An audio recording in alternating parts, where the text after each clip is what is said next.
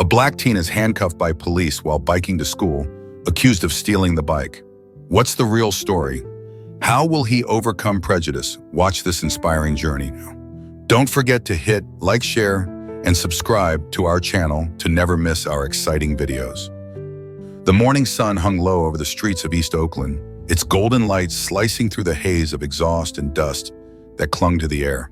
Malik Jackson, a wiry 15-year-old with deep brown skin and a quiet intensity, pedaled his bike through the uneven pavement of the neighborhood known as the Flats.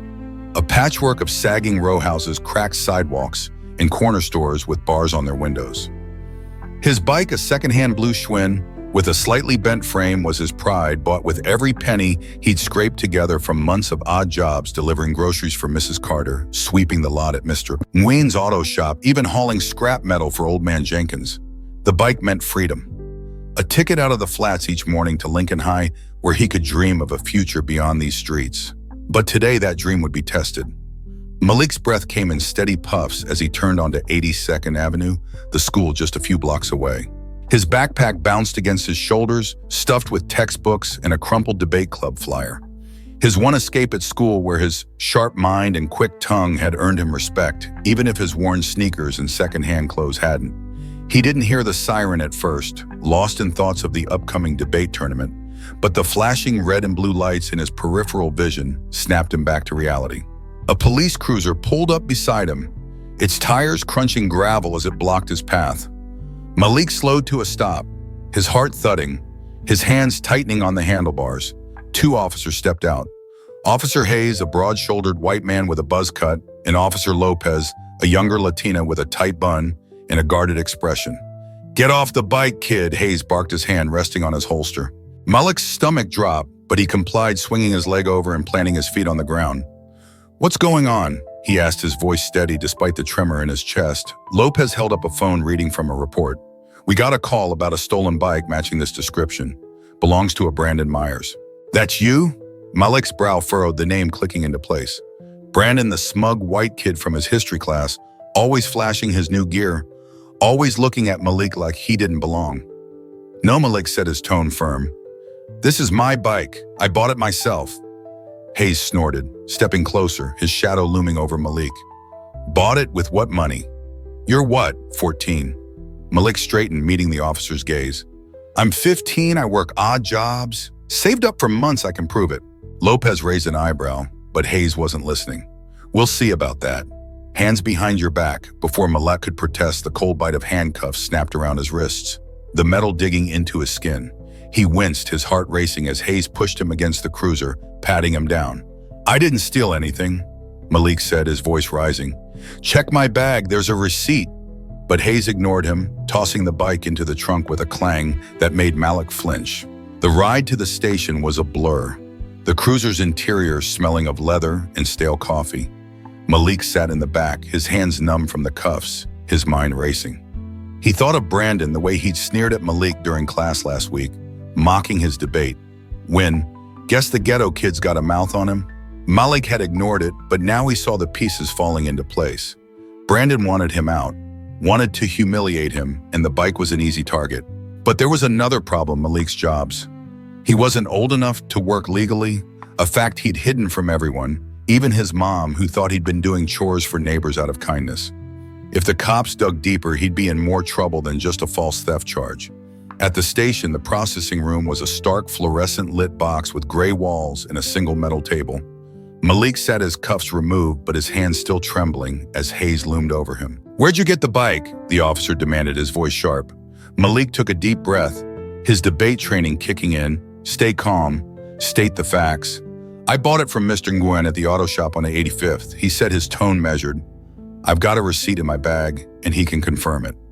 I earned the money working, delivering groceries, cleaning lots. I didn't steal anything." Lopez, who'd been flipping through Malik's backpack, pulled out a crumpled piece of paper, a receipt faded but legible with Mr. Nguyen's scrawled signature. She frowned, showing it to Hayes. "It checks out," she said, her voice cautious. "But he's 15. Those jobs legally he shouldn't be working."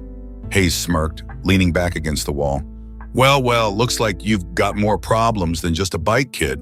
Child labor laws are no joke." Malik's heart sank, but he didn't waver. My mom's a single parent, he said, his voice steady. She works 2 jobs. I did what I had to do to help. That doesn't make me a thief. Lopez's pen paused, her expression softening slightly, but Hayes wasn't moved. We'll see what the complainant says. You're staying here until we sort this out. Outside, the news was spreading. A few kids from the flats who'd seen the arrest on their way to school ran to tell their parents. Mrs. Carter, a stout woman with graying hair who ran a small grocery, slammed her counter in anger. That boy's been delivering for me for months, she said, her voice shaking. He's no thief. Mr. Nguyen, wiping grease from his hands at the auto shop, nodded. I sold him that bike fair and square. Cops got the wrong kid. The whispers grew into a plan. Someone needed to help Malik and fast. Back at the station, Malik sat alone, the silence pressing against him. He thought of his mom, who'd be devastated when she heard, and his little brother who'd look up to him with those big, trusting eyes. He thought of the debate club where he'd learned to argue, to stand his ground, to fight with words. He'd need that now, more than ever. The door opened, and Lopez returned, her expression unreadable. We're contacting the complainant, she said, but we're also looking into your work history. If you're telling the truth, we'll find out. Malik nodded, his jaw tight. I am, he said, his voice a quiet promise. The fight was just beginning, and he'd win it with the truth, with his words, with the community he'd fought for all along. The air inside the East Oakland police station was thick with the hum of fluorescent lights and the faint tang of sweat and coffee, a sterile contrast to the chaos brewing outside in the flat. Malik Jackson sat in the interrogation room, his hands folded on the metal table, his mind racing as he replayed the morning's events. His bike, the cuffs, the cold sneer of Officer Hayes. He'd been here for hours, the clock on the wall ticking past noon each second, a reminder of the school day. He was missing the debate club meeting he'd prepared for and the worried look his mother would wear when she heard. But Malik didn't let the fear show. He sat straight, his jaw set, his dark eyes sharp with the focus he'd honed through countless debate rounds. He knew words were his weapon, and he'd use them to fight. Outside, the flats had erupted into a storm of whispers and shouts. The kids who'd seen Malik's arrest had spread the word like wildfire, their voices echoing through the narrow alleys and stoops. Mrs. Carter, the grocer who'd relied on Malik for deliveries, stood on her shop steps, her arms crossed, her face a mask of fury. That boy's been nothing but good to us, she shouted to a gathering crowd of neighbors, old men smoking on their porches, mothers with babies on their hips, teens with backpacks still on from school. Mr. Nguyen, the auto shop owner who'd sold Malik the bike, joined her, his grease-stained hands clenched into fists. I've got the receipt, he said, his voice gruff. They can't do this to him. The crowd swelled their anger, fueled by years of frustration with a system that too often saw them as guilty before proven innocent. A young mother, Ms. Lopez, who'd once had Malik babysit her son, wiped tears from her eyes. He fixed my fence last month. Didn't even ask for money, she said, her voice trembling. He's a good kid. The murmurs turned into a plan. Someone needed to get to the station to speak for Malik, to demand justice. But they needed someone with authority, someone the cops would listen to. That's when old man Carter stepped forward, his cane tapping against the pavement, his weathered face set with determination. John Carter, a retired Oakland PD officer who'd moved to the flats after leaving the force, had seen too many kids like Malik caught in the system's crosshairs. I'll go, he said, his voice raspy but firm. They'll hear me. At the station, Malik faced Officer Lopez, the younger of the 2 cops who'd arrested him. She sat across from him, her notepad open, her pen tapping rhythmically as she reviewed the receipt for the bike. This looks legit, she said, her tone cautious. But the labor issue is a problem. You're 15. You shouldn't be working. Malik took a deep breath, his debate instincts kicking in. Calm, clear, persuasive. My mom's a single parent, he said, his voice steady. She works at the hospital, 2 shifts most days. My brother's 7. We've got bills. I didn't have a choice. I worked for Mrs. Carter. Mr. Nguyen, ask them. They'll tell you I earned every dollar. Lopez's pen paused, her eyes softening, but Hayes, leaning against the wall, snorted. Doesn't matter, you broke the law, and that Myers kid says the bike's his. Malik's jaw tightened, but he didn't flinch. Brandon's lying, he said, his voice sharp now, cutting through the room. He's in my history class. Last week, I beat him in a debate, and he didn't like it. He's been looking for a way to get back at me. Check the bike. My name's scratched on the frame. I did that the day I bought it. Lopez glanced at Hayes, who shrugged, but she stood her chair, scraping the floor. I'll check, she said, leaving the room with the receipt in hand. Malik sat back, his heart pounding. Knowing he'd planted a seed of doubt, he just needed it to grow. Outside, John Carter arrived at the station. His old police badge tucked in his pocket, a relic of a career he'd left behind after one too many cases of injustice. The desk sergeant, a gruff man named O'Connell, recognized him immediately. "Carter, what are you doing here?" he asked, his tone a mix of respect and suspicion. Carter leaned on his cane, his eyes hard.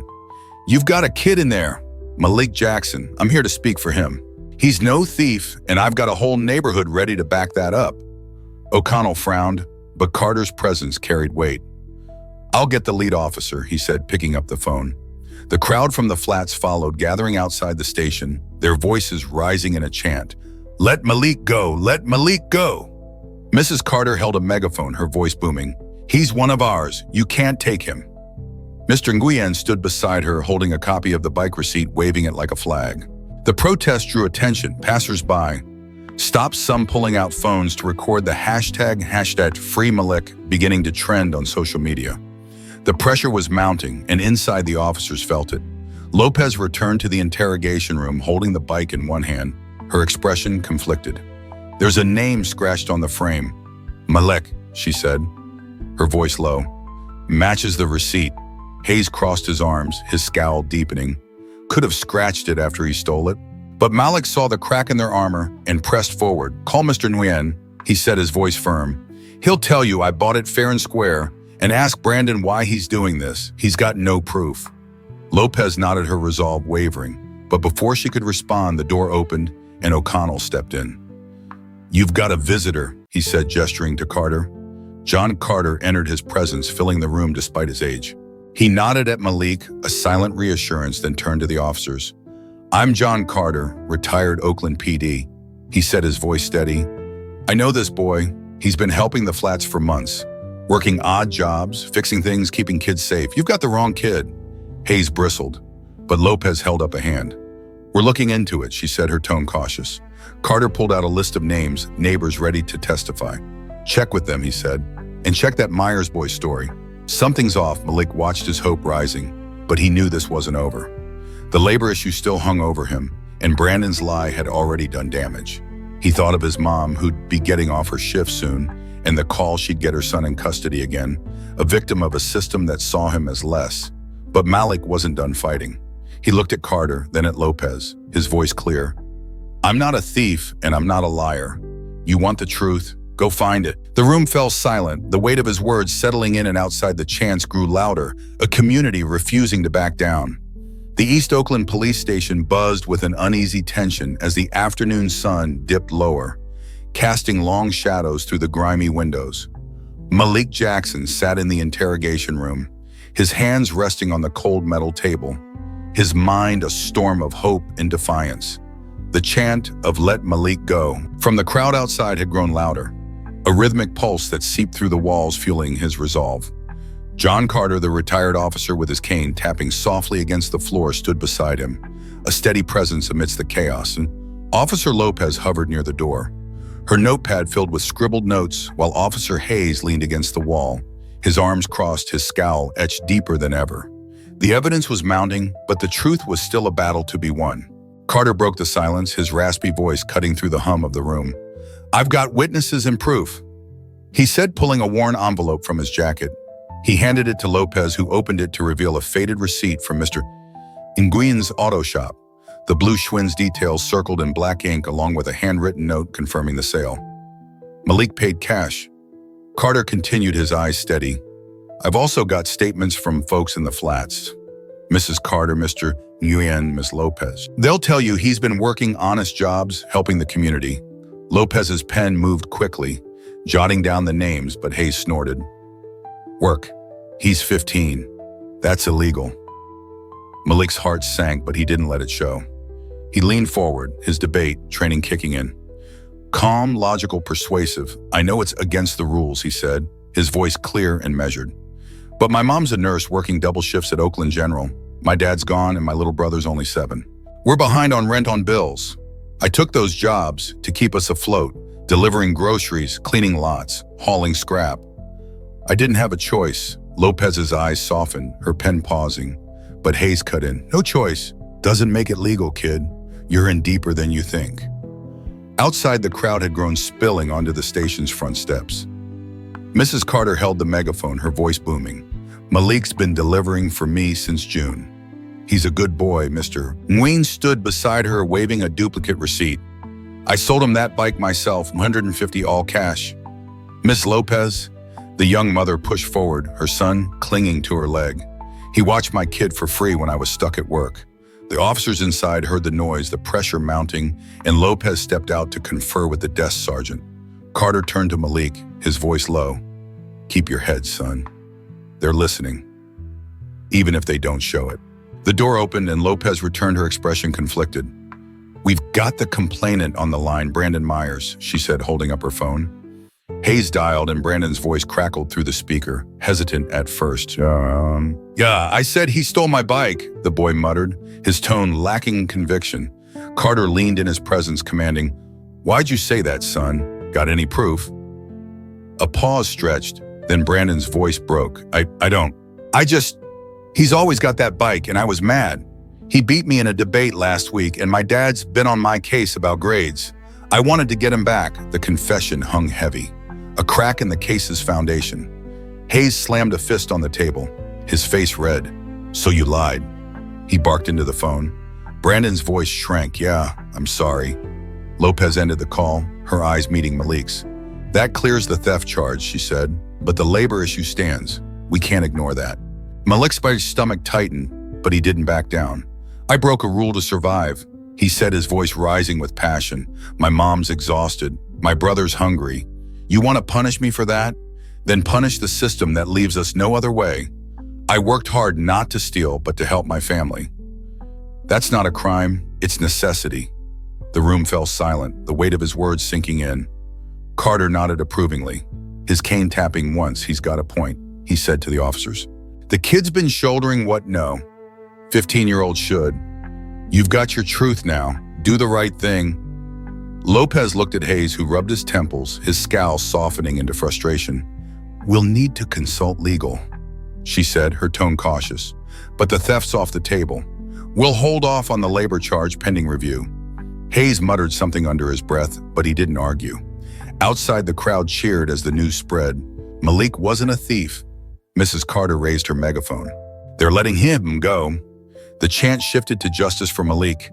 As residents hugged each other, their relief palpable. Inside, Lopez unlocked the cuffs that had been reapplied during the call, her hands steady but her eyes apologetic. You're free for now, she said, but we'll need to talk to your mom about the work. This isn't over. Malik rubbed his wrist, the red marks a reminder of the day, but his spirit lifted. I'll be ready, he said, his voice firm. Carter escorted him out, the old man's cane a rhythmic beat against the linoleum. As they stepped into the cool evening air, the crowd surged forward. Mrs. Carter with tears, Mr. Nguyen with a clap on the back, Ms. Lopez with her son. Waving, you did good, kid, Carter said, his voice warm. Malik managed a small smile, but his mind was already turning. The labor issue loomed a shadow over his victory, and Brandon's lie had exposed a deeper wound: envy. Prejudice, a system quick to judge. He thought of his mom, who'd be home soon, and the debate skills he'd sharpened. He'd fight this too, with words, with truth, with the community that now stood behind him. Back at the station, Hayes and Lopez reviewed the case, the receipt and statements piling up. Kid's got guts, Lopez said, her voice low, and a point about the system. Hayes sighed, the weight of the day settling, maybe. But we can't bend the rules for everyone. The decision hung in the balance. But outside, Malik walked through the crowd, his bike retrieved his head high. He knew the battle wasn't over. Legal scrutiny awaited, and the school would have questions. But for now, he'd won a round, and with Carter's guidance and the Flats' support, he'd face whatever came next. His journey was just beginning. The evening air in the Flats carried a chill as Malik Jackson stepped out of the East Oakland police station, his blue Schwinn bike in hand, its frame scratched but sturdy under his grip. The crowd erupted into cheers, their voices a wave of relief that washed over him.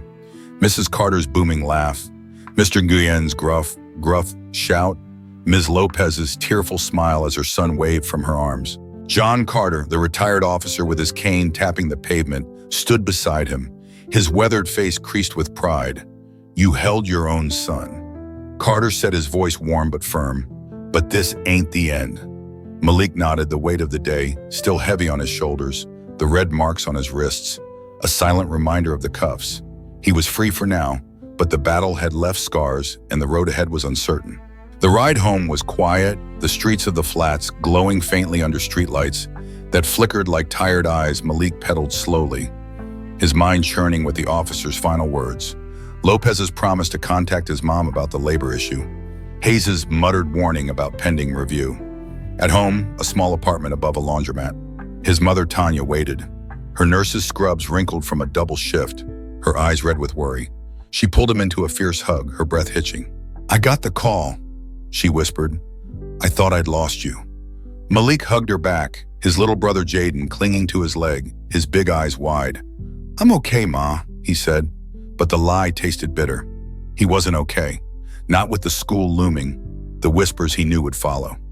The next morning, Lincoln High buzzed with tension, the halls alive with murmurs about the bike kid.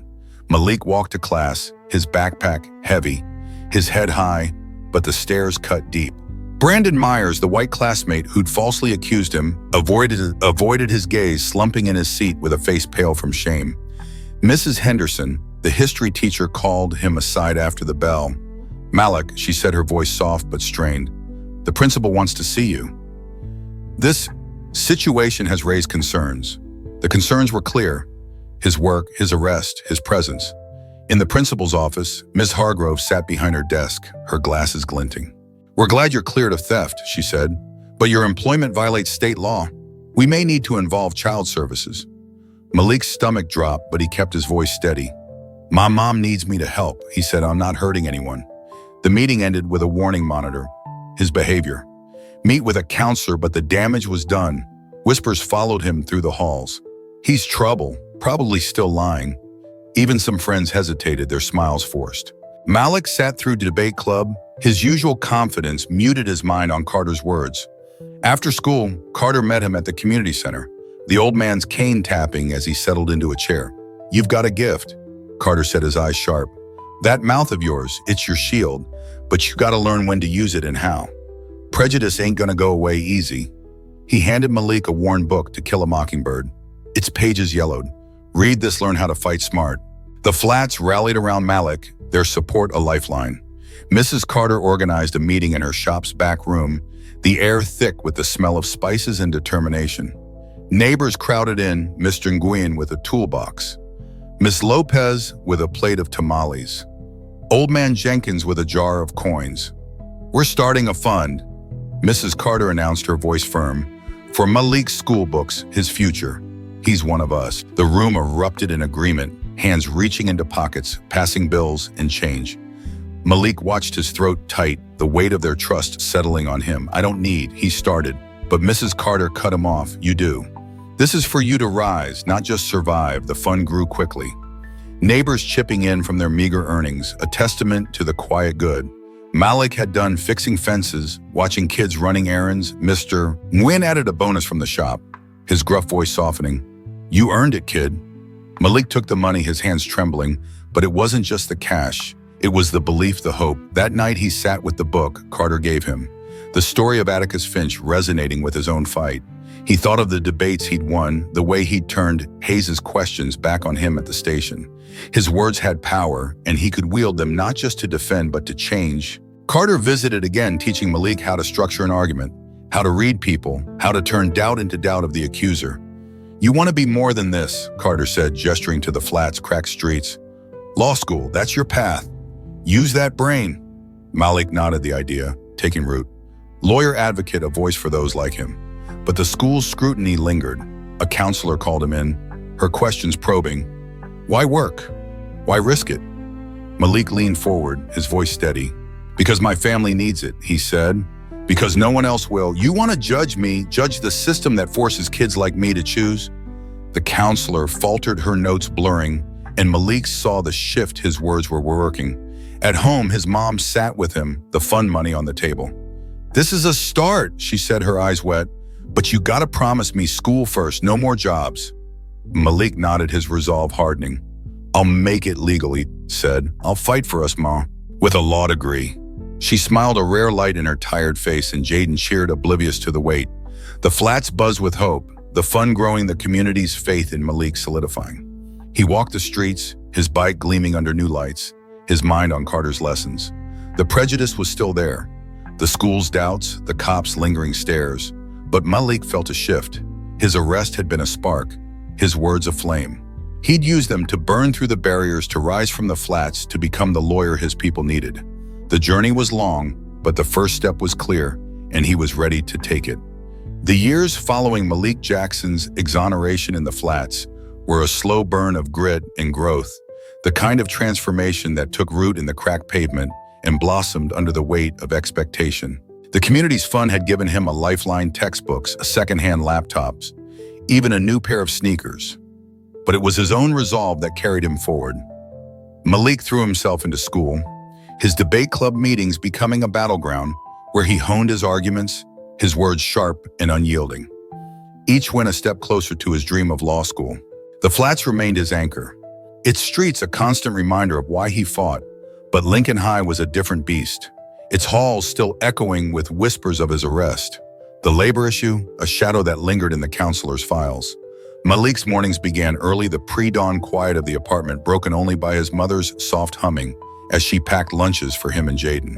Tanya had taken on extra shifts to ease the burden, her tired eyes bright with pride as Shai watched Malik study at the kitchen table, his notes scattered like a map to a better future. "You're doing it, baby," she'd say, her voice a balm. Now 9 would mimic Malik, scribbling in his own notebook, declaring, "I'm gonna be a lawyer too." Malik would ruffle his brother's hair, a rare smile breaking through, but the weight of their hopes pressed hard. He couldn't fail, not for them, not for the flats. At school, the dynamics had shifted but not healed. Brandon Myers, the classmate who'd falsely accused him, had changed, his once smug demeanor replaced by a quiet shame. His designer clothes swapped for plain tees as his father's business faltered under public backlash. Brandon approached Malik one spring afternoon, the courtyard blooming with cherry blossoms, the air sweet with renewal. "Malik," he said, his voice low, "I'm sorry.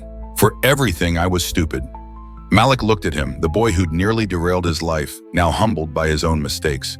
But the apology felt hollow, a bandage on a wound that had already scarred. "I don't need your sorry," Malik said, his tone steady. "I needed you to see me for who I am. Not what you assumed. I'm past that now." Brandon nodded, his shoulders slumping, and walked away, the gap between them unchanged. John Carter, the retired officer who'd become Malik's mentor, remained a steady guide. They met weekly at the community center, Carter's cane tapping as he reviewed Malik's progress. "You're ready for the next step," Carter said one evening, handing him a pamphlet for a scholarship program at UC Berkeley, pre-law, a pipeline for underrepresented students. "This is your shot, but it won't be easy." Malik traced the pamphlet's glossy cover, the golden bear emblem, a promise of something bigger. "I'm not afraid of hard," he said, his voice firm. Carter smiled, his eyes crinkling. "I know, that's why you'll make it." The scholarship application was a gauntlet, essays, interviews, a debate-style panel. But Malik attacked it with the same ferocity he'd brought to the police station years ago. His essay detailed his arrest, the flat's support, and his dream to fight for justice as a lawyer for his community.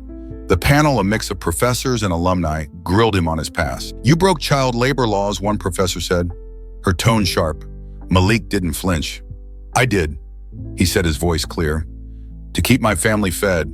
If that's a crime, then the system's the criminal, not me. I'm here to change that." The room fell silent, his words a quiet thunder, and he saw the shift in their eyes, respect not judgment.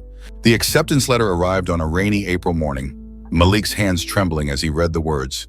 "Congratulations, Malik Jackson, you've been awarded." Tanya cried. Jaden cheered, and the flat celebrated with a block party, music blaring, Miss Lopez's tamales steaming.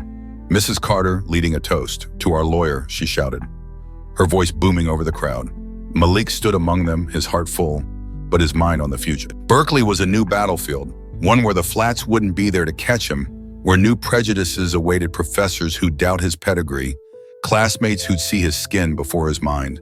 The summer before college, Malik worked with Carter to prepare reading law books, practicing mock arguments, even shadowing a local attorney.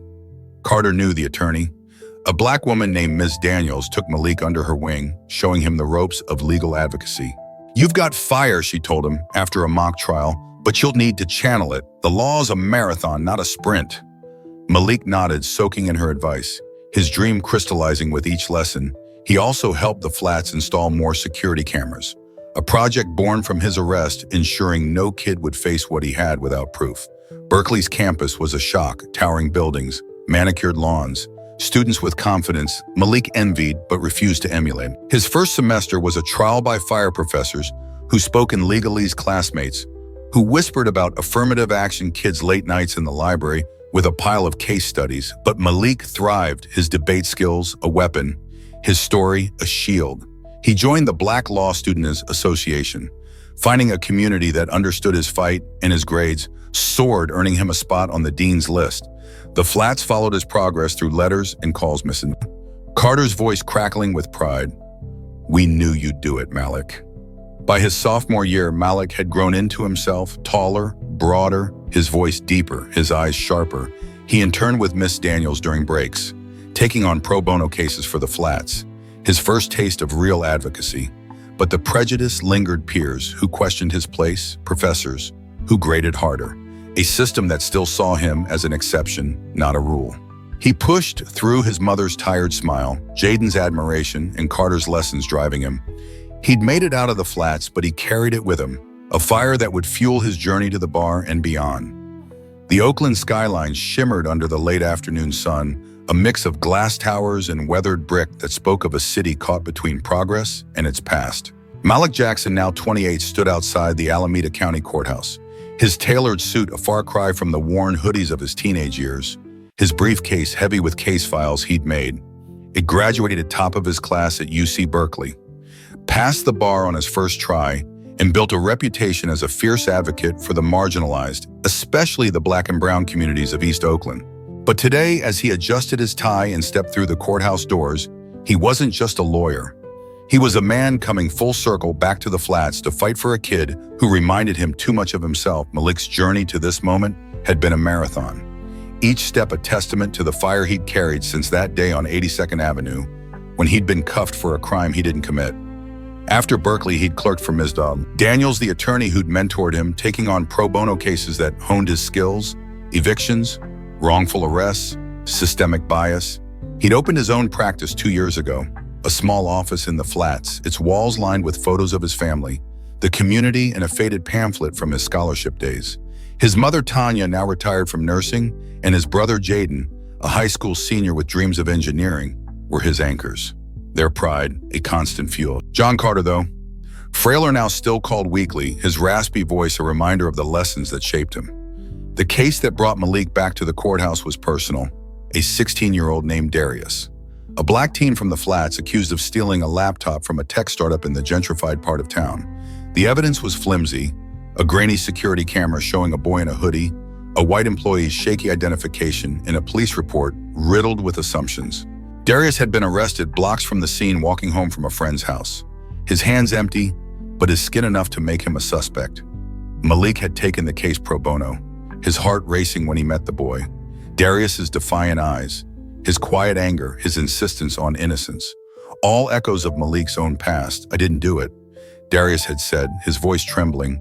"They just saw me and assumed." Malik had nodded, his jaw tight. "I know, I've been there. We'll fight this." The courtroom was a battlefield, its polished wood and high ceilings a stark contrast to the gritty reality of the flats. Malik stood at the defense table, Darius beside him, the boy's hands clenched under the table, his mother, Ms. Thompson, watching from the gallery with tear-streaked cheeks. The prosecutor, a sharp-eyed white woman named Ms. Harper, presented her case with cold precision. Security footage, the employee's testimony, Darius's suspicious behavior. But Malik was ready, his years of debate and legal training, a weapon honed to a fine edge. He cross-examined the employee, a jittery tech bro named Ethan, with surgical precision. "You identified my client based on a hoodie and his race?" Malik asked, his voice calm but cutting. Ethan faltered. I thought it was him," Malik pressed. You thought or you assumed because the footage shows no face, no clear ID. You saw a black kid and pointed. The gallery murmured, the judge's gavel tapping for order. Malik introduced evidence alibi witnesses from the flat's neighbors who'd seen Darius blocks away at the time of the theft. A time-stamped photo from a friend's phone. He called Mrs. Carter, now grayer but no less fierce, to the stand. Darius was playing ball with my grandson that evening. She said, her voice booming, he's no thief. The prosecutor objected. But Malik's argument held Darius had been targeted, just as he had by a system quick to judge. He turned to the jury, his closing statement, a firestorm of truth. This isn't about a laptop, he said, his voice rising. It's about a boy who's guilty of nothing but walking while black. You have the power to stop this cycle. See him for who he is, not what they assume. The jury deliberated for hours, the wait agonizing. Malik sat with Darius outside the courtroom, the boy's hands trembling. You think they'll believe me? Darius asked, his voice small. Malik looked at him, seeing his younger self in those eyes. They'll believe the truth, he said, his tone firm. And if they don't, we'll keep fighting. The verdict came at dusk. Not guilty, Ms. Thompson sobbed. Darius hugged Malik, his tears soaking the lawyer's suit. The flats erupted in celebration that night, a block party echoing the one from Malik's scholarship days, music and laughter filling the air. Mrs. Carter raised a toast, her voice cracking. To Malik, our lawyer, our hero. But Malik's fight wasn't over. The case had drawn attention. Local news activists, even a call from a national civil rights group. He was becoming a voice, a beacon for the flats and beyond, taking on more cases of wrongful arrests, housing discrimination, police brutality. His office became a hub, young kids like Darius dropping by for advice, their eyes wide with hope. Jaden, now applying to colleges, helped with filing his pride in his brother, a quiet force.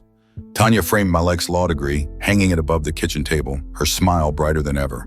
One evening, as Malik reviewed files in his office, the door creaked open. Brandon Myers stood there, older now. His face lined with the weight of years. I heard about the case, he said, his voice low. You're doing good, Malik. The lawyer looked up, the past flashing between them. Brandon's lie, the bike, the pain. I'm doing what I was always meant to, Malik said, his tone neutral. Brandon nodded, a flicker of regret in his eyes, and left. Malik watched him go, the wound still there, but no longer raw. He'd built his life not on forgiveness, but on purpose. Malik closed his laptop, the night settling over the flats. He stepped outside, the streets alive with the hum of his community, the same streets that had shaped him, doubted him, shuffled him. Darius ran up, a grin on his face, a basketball under his arm. You coming to the court, Mr. Jackson, he asked. Malik smiled, a rare lightness in his chest. Yeah, kid, let's play. As he walked, the echoes of his journey from victim to victor, from the flats to the courthouse, settled around him. He was home, and he was fighting just as he'd always promised. Malik overcomes a false accusation, using his debate skills to become a lawyer defending the Black community in a major case, a journey from victim to hero. Thanks for watching. Please share this video, subscribe to our channel, and turn on notifications for more new stories from us.